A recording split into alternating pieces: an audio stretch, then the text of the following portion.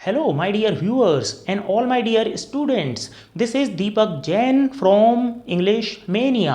और आज के इस वीडियो में मैं आपका एक कॉन्सेप्ट क्लियर कराने जा रहा हूं और ये कॉन्सेप्ट सिंस और फॉर के बारे में है। जी हाँ, अगर आप अपना present perfect continuous tense finish करने जा रहे हैं तो उसे फिनिश करने से पहले इस वीडियो को ध्यान से देखें और ध्यान से सुनें। कहाँ सिंस लगेगा, कहाँ फॉर लगेगा, अब हम इसके बारे में जान लेते हैं। उसके पहले हम एक प्रेजेंट परफेक्ट कंटिन्यूअस टेंस का एग्जाम्पल देख लेते हैं। जैसे देखो, इसमें प्रेजेंट परफेक्ट कंटिन्यूअस टेंस में समय आता है। समय जैसे एग्जाम्पल, मैं 4 दिन से अंग्रेजी सीख रहा हूँ, तो इसमें क्या आया, 4 दिन से। तो यहाँ पे या तो सिंस आएगा या फॉर आएगा। तो क्या आना चाहिए, ये किस पे डिपेंड करता है कि हम सिंस लगाएं या फॉर लगाएं। तो देखो, आइए अब हम इसको जान लेते हैं। देखो, समय के दो प्रकार होते हैं। दो प्रकार का समय होता है। एक होता है स्पेसिफिक और एक होता है नॉन स्पेसिफिक।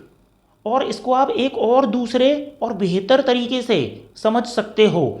एक तो समय होता है काउंटेबल और एक होता है अनकाउंटेबल। इस तरीके से समझ में ज़्यादा अच्छे से आएगा आपके। तो देखो, सबसे पहले हम दिन की बात करते हैं, क्योंकि अभी मैंने दिन की बात की, 4 दिन से। तो ये जो दिन होते हैं, मैं आपसे पूछता हूँ, दिन काउंटेबल होते हैं या अनकाउंटेबल होते हैं? हम दिनों को गिन सकते हैं ना, 1 दिन, 2 दिन, 3 दिन, 4 दिन। तो ये काउंटेबल होते हैं, है ना, तभी तो हम इन्हें गिन सकते हैं। That's why we can count it, right. तो ये डे होते हैं ना, ये काउंटेबल नाउन होते हैं। तो जहाँ पे भी काउंटेबल नाउन आएगी तो वहाँ तो आएगा फॉर। काउंटेबल मतलब फॉर। और जहाँ अनकाउंटेबल आएगा, जिसकी गिनती नहीं होती, तो वहाँ सिंस लगेगा। ये ध्यान रखना। अब मैं थोड़ा और डिटेल में जाके समझाता हूँ आपको। तो देखो, दिन के केस में क्या आएगा, फॉर आएगा। लेकिन अगर उस दिन का कोई नाम है, जैसे सोमवार से या मंगलवार से, तो ये सोमवार, मंगलवार, ये अनकाउंटेबल नाउन होती है ना। हम इसका प्लोरल फॉर्म नहीं बनाते। तो जहाँ नाम आ गया दिन का, तो वहाँ पे क्या आएगा, सिंस आएगा, क्योंकि वो स्पेसिफाइड भी हो गया। तो चाहे तो काउंटेबल से याद रखें, चाहे तो स्पेसिफाइड से याद रखें, है ना, अनकाउंटेबल और स्पेसिफाइड, राइट। तो देखो, ये तो हमने दिन की बात की। अब हम बात करते हैं घंटे की, है ना। जैसे मैं कहूँ, वह 2 घंटे से अंग्रेजी सीख रहा है, तो घंटे क्या काउंटेबल होते हैं या अनकाउंटेबल?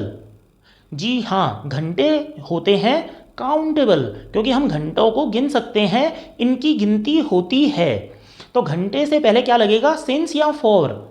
फॉर लगेगा। लेकिन अगर हम कहें कि वह 2 बजे से अंग्रेजी सीख रहा है, 2 बजे से, तो ये 2 बजे होते हैं ना, इनकी कोई गिनती नहीं होती। ये याद रखना, 2 बजे से, इसके केस में सिंस आएगा, क्योंकि 2 बजे से ये काउंटेबल नहीं है। ये काउंटेबल जैसा लगता है पर है नहीं। 2 बजे से, है ना, ये स्पेसिफिक टाइम है। अब इसमें 2 आ रहा है, तो इसका मतलब ये ना समझना कि ये गिनती है, इसकी कोई गिनती नहीं होती। तो ये बजे वाला केस है, इसको याद रखना है। इस बजे के केस में सिर्फ सिंस आएगा, क्योंकि ये अनकाउंटेबल है, काउंटेबल जैसा लगता है मगर है नहीं। जैसे मनी होता है, मनी ऐसा लगता है काउंटेबल नाउन है क्या, क्योंकि लोग कहते हैं सर हम मनी को गिन सकते हैं ना। अरे पैसे को गिन सकते हैं, रुपए को गिन सकते हैं, मनी नहीं। मनी एक अनकाउंटेबल नाउन है। उसी प्रकार से ये 2 बजे, 3 बजे, 4 बजे ऐसा लगता है काउंटेबल है पर होता नहीं है। तो इसको ध्यान रखना। चलिए अब मैं और डिटेल में जाके बताता हूँ काउंटेबल और अनकाउंटेबल। देखो, ये तो अभी मैंने बात की दिन की, और फिर मैंने बात की घंटों की, है ना, और मैंने बजे की भी बात की, 2 बजे से, 3 बजे से। अब मान के चलो कोई ये कहे कि मैं इस शहर में बचपन से रह रहा हूँ, या फिर मैं इस शहर में जन्म से रह रहा हूँ। तो जन्म क्या हो गया, बर्थ, और बचपन क्या हो गया, चाइल्डहुड। तो आप मुझे बताइए, ये जन्म होते हैं आपके, क्या इनकी कोई गिनती होती है? आपके 2 जन्म हुए थे क्या, 3 जन्म, 4? नहीं ना। तो इनके पहले क्या लगेगा, जब ये अनकाउंटेबल हैं और इनकी कोई गिनती नहीं होती, तो क्या लगेगा, सिंस लगेगा। राइट। और अगर गिनती होती तो फॉर लगता। तो जन्म के केस में और बचपन के केस में हम सिर्फ एक ही चीज़ लगाएंगे, स्पेसिफाइड है सिंस। और अगर कोई कहे मैं कल से अंग्रेजी सीख रहा हूँ, मैं यस्टरडे से अंग्रेजी सीख रहा हूँ, है ना, तो यस्टरडे बीता हुआ कल कितने होते हैं? जाहिर सी बात है एक ही होता है, यस्टरडे एक होता है, राइट। तो जब एक ही होता है और उसकी कोई गिनती नहीं होती तो इसके पहले क्या लगेगा? सिंस लगेगा। जी हाँ। और अब हम साल की बात ले लेते हैं। साल काउंटेबल होते हैं या अनकाउंटेबल?